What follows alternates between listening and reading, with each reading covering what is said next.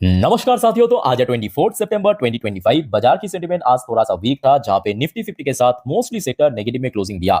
और at the same time US बाजार की सेंटीमेंट भी कुछ इस प्रकार की है जैसे इंडियन मार्केट था आज सुबह। मतलब यूएस में अभी लोकल टाइम दोपहर 2:36 पे, जहां पे डॉ जोन्स की पोजीशन 0.31% नीचे और दूसरी तरफ नैस्डैक कंपोजिट की पोजीशन वो भी लगभग 0.45% नीचे एट द सेम टाइम। अच्छा साथियों, आगे बढ़ते हैं नेक्स्ट टॉपिक पे। अच्छा, जैसे कि आपको पता होगा कि लास्ट वीक पे यूएस की तरफ से एक डेलीगेशन टीम आए थे भारत में ट्रेड नेगोशिएशन को बातचीत करने के लिए। और इस हफ्ता मतलब सोमवार भारत की जो यूनियन मिनिस्टर पीयूष गोयल साहब और साथ में एक डेलीगेशन टीम यूएस में पहुंचे थे बातचीत करने के लिए। तो उसके ऊपर एक ऑफिशियल अपडेट आया आज शाम को। देखिए, India US trade talks on eight different level. चलिए थोड़ा सा मैं आपको आर्टिकल पढ़ के सुनाता हूं, समझाता हूं। और इस बारे में साथियों आप लोगों का क्या विचार है प्लीज कमेंट करके बताइएगा, ठीक है। अच्छा, यहाँ पे कहा गया talks are happening at different level, the official set aiding the minister lead team is expected to return from the US later this week.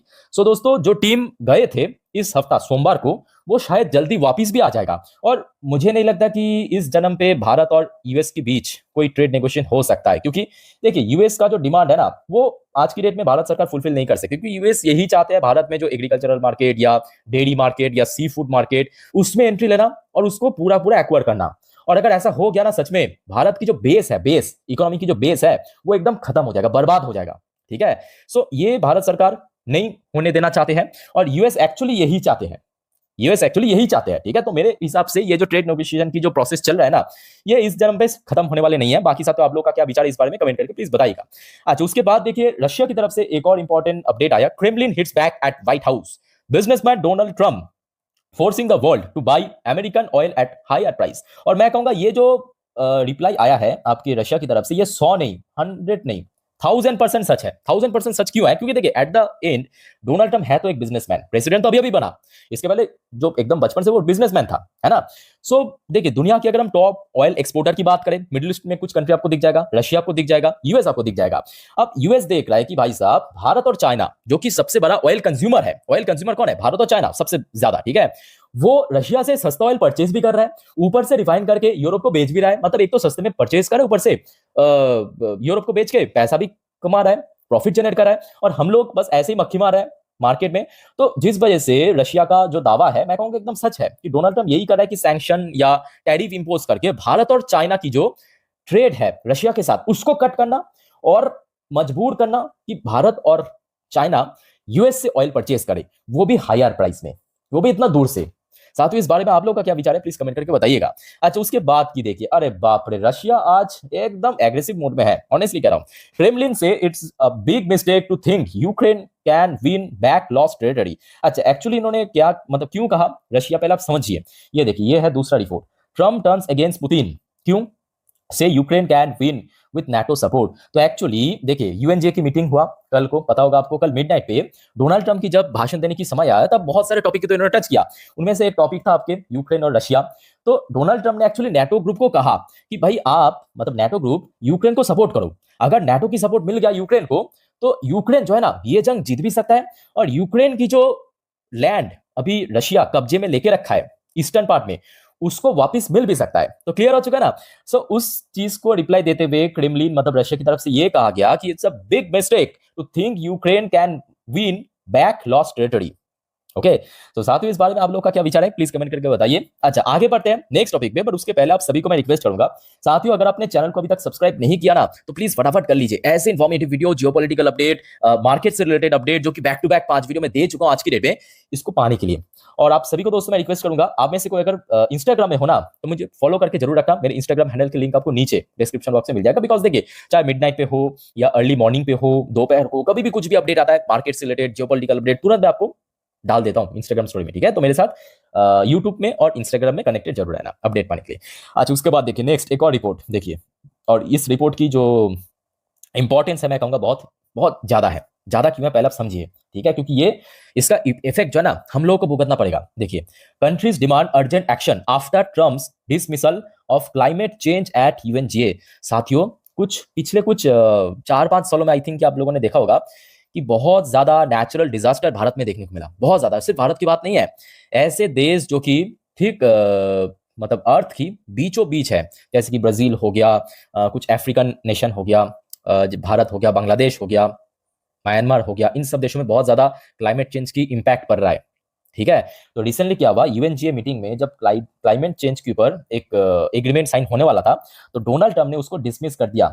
Donald Trump ने क्लाइमेट चेंज की ये जो एग्रीमेंट उससे डिसमिस कर दिया।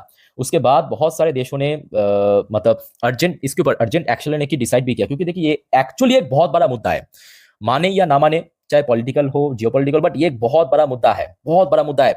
और डोनाल्ड ट्रम्प जब सत्ता में आए थे, एकदम शुरू शुरू की बात कर रहा हूँ, लास्ट ईयर आके जो पेरिस एग्रीमेंट मतलब वही आपकी क्लाइमेट चेंज के ऊपर जो पेरिस एग्रीमेंट, उससे भी बाहर आ चुका है। ठीक है, सो एट द एंड ये जो व्यक्ति है डोनाल्ड ट्रम्प, ये अल्टीमेटली पैसे के अलावा और कुछ चीज को समझता नहीं है। ठीक है, आप पूछेंगे कि सर यूएस को कोई नुकसान नहीं पहुंचेगा, तो जी नहीं, याद रखना, यूएस जितना उल्टा सीधा काम करेगा, भुगतना पड़ेगा Bharat, Bangladesh, Africa, Brazil, Argentina, इस टाइप की देशों को, क्योंकि अल्टीमेटली जो पृथ्वी की बीचों बीच, ये अगर पृथ्वी में आपको फॉर एग्जांपल समझाता हूं, ध्यान से देखना, ये सर्कल मान लीजिए फॉर एग्जांपल, ये सर्कल हमारे अर्थ है, पृथ्वी है। ठीक है, इसकी जो बीचों बीच, ये जो बीचों बीच, ठीक है, इस रेखा के बीच जिन सब देश आएंगे, उस पे सबसे बड़ा इंपैक्ट पड़ेगा, जान लीजिए, ये क्लाइमेट चेंज की। ठीक है, जिस वजह से हमने देखा भारत सरकार भी बार बार रिन्यूअल को पुश करने की कोशिश कर रहा है, सपोर्ट कर रहा है। साथ ही इस बारे में आप लोगों का क्या विचार है, कमेंट करके बताइए।